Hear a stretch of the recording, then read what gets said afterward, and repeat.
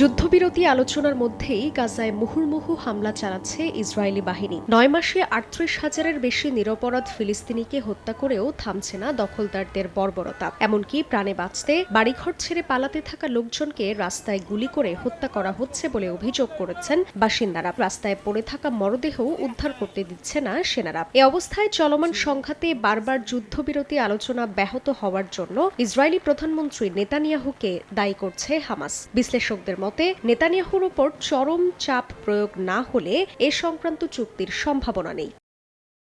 এর মধ্যেই মার্কিন সংবাদ মাধ্যম ওয়াশিংটন পোস্টের এক প্রতিবেদনে চাঞ্চল্যকর তথ্য প্রকাশ পেয়েছে। প্রতিবেদনে বলা হয়, উপত্যকাটিতে চলমান সংঘাত অবসানে একটি যুদ্ধবিরতি ও বন্দি বিনিময় চুক্তি খুব শিগগিরই কার্যকর হতে যাচ্ছে। হামাস ও ইসরায়েল এরই মধ্যে ওই চুক্তিতে সম্মত হয়েছে বলে জানা গেছে। এমনকি ৩ স্তরের যুদ্ধবিরতি প্রস্তাবের দ্বিতীয় ধাপে দুপক্ষই একটি অন্তর্বর্তী সরকারের হাতে গাজা উপত্যকার নিয়ন্ত্রণ ছেড়ে দিতেও রাজি হয়েছে। বলা হয়, এর বদলে গাজার নিয়ন্ত্রণ থাকবে অধিকৃত পশ্চিম তীর ভিত্তিক সরকার, ফিলিস্তিনি অথরিটি, পিএ সমর্থিত ও যুক্তরাষ্ট্র প্রশিক্ষিত ২৫০০ সদস্যের একটি নিরাপত্তা বাহিনী। এখন জন্ম সনদ দিয়ে খোলো বিকাশ স্টুডেন্ট অ্যাকাউন্ট।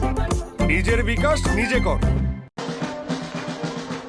এদিকে গত বছরের ৭ অক্টোবরে হামাসের হামলার বিষয়ে ইসরায়েলি সামরিক বাহিনীর প্রথম প্রতিবেদন প্রকাশ করা হয়েছে। এতে বলা হয়, সেনাবাহিনী বেসামরিক নাগরিকদের সুরক্ষা দিতে ব্যর্থ হয়েছে। তবে এ বিষয়ে আরও তদন্তের আহ্বান জানিয়েছেন ইসরায়েলি প্রতিরক্ষামন্ত্রী ইয়োভ গ্যালান্ট।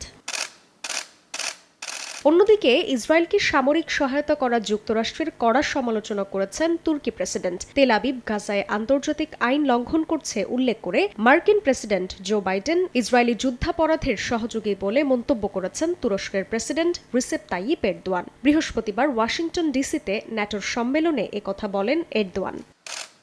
জান্নাতুল সাদিয়া, সময় সংবাদ।